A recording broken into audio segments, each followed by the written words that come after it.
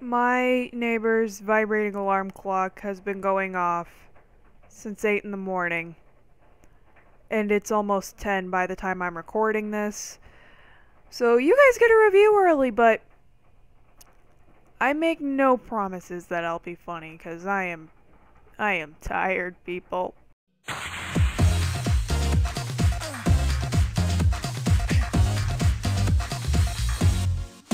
What is up, you guys? I'm the SuperAnimeGirl, and this is episode 8 of the Space Dandy Vlogs. So before the show actually even started, they played the whole Japanese opening to Space Dandy. I don't know why, but it's a really catchy song. It's just really fun to dance to. Anyway, this episode starts out actually kind of different because it starts out as Pokemon Magi. They got an update to the ship where they can lay out some sick Samurai Champloo beats. See? I made a Samurai Champloo reference, not a Cowboy Bebop reference. Ha! But like last week, he's not really in there long, and nobody gives a shit about Pokemon Magi. Let's talk about Space Dandy. In this episode, they are, of course, going to another unidentified planet that seems to be completely garbage or scrap metal, where Dandy finds a puppy. A really well-animated puppy at that. I'm trying not to make Cowboy Bebop references here, Watanabe, but you are making it very hard for me not to. Anyway, Dandy automatically loves the dog, and I can't blame him. She's just so cute. And he's just like, wooshy wooshy woo. And it's really sweet to see him in that position again, because we haven't seen him actually be not a douche to anybody since episode 5. You know, it was a nice change of pace because he's just playing fetch with her, and he actually gets the translator to talk to her, and it's really sweet. There's these really random things, though. For instance, don't get too attached to this dog because, the dog dies, which is upsetting, because it's literally only the first half of the show, and they killed off the puppy. I was upset because I was kind of hoping it'd become a crew member of the Aloha Oi. Just because she was just so cute, and who doesn't like puppies? Everybody likes puppies.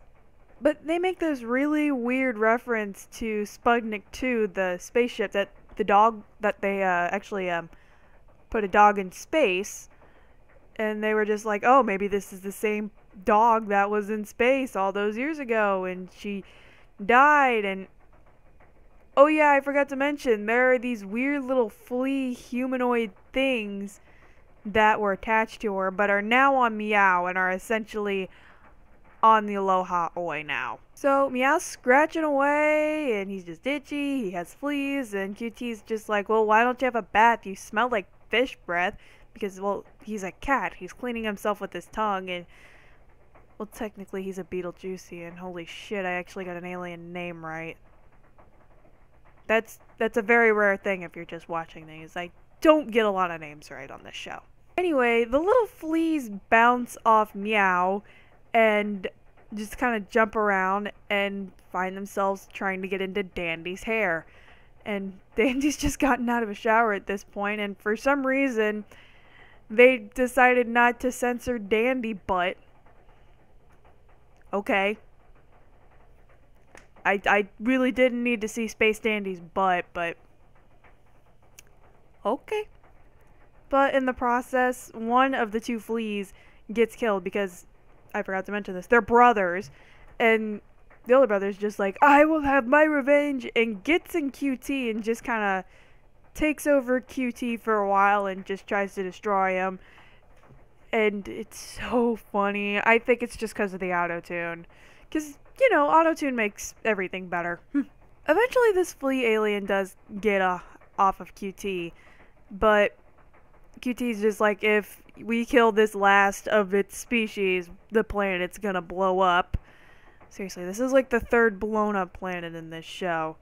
And yeah, they essentially have to fly away from a black hole, and I don't know. It's pretty much the same after that. Actually, they go into warp drive, and it actually works this time, whereas the other two times it just sent them to weird dimensions. But this time it worked, so we see Pokemon Badge-Eye again getting sucked into a black hole. He was totally needed in this. But really, other than that, it was a pretty normal Space Dandy episode. I mean, the first half was actually really sweet and really kind, and the second half was just the regular Space Dandy that I've come to accept. And honestly, it was kind of predictable at this point. I mean, it didn't shock me like last week's episode where it just made fuck all sense. But it didn't shock me either. It's just like, okay, it was another weird Space Dandy episode, and that's not a good thing. I shouldn't be doing that. I should be excited for these episodes, and I don't know, this one was kind of boring other than the first half. But it was a good episode nonetheless, but yeah, it was really boring. Sorry. Till next time, I'm the SuperAnimeGirl, and I will see you guys next week.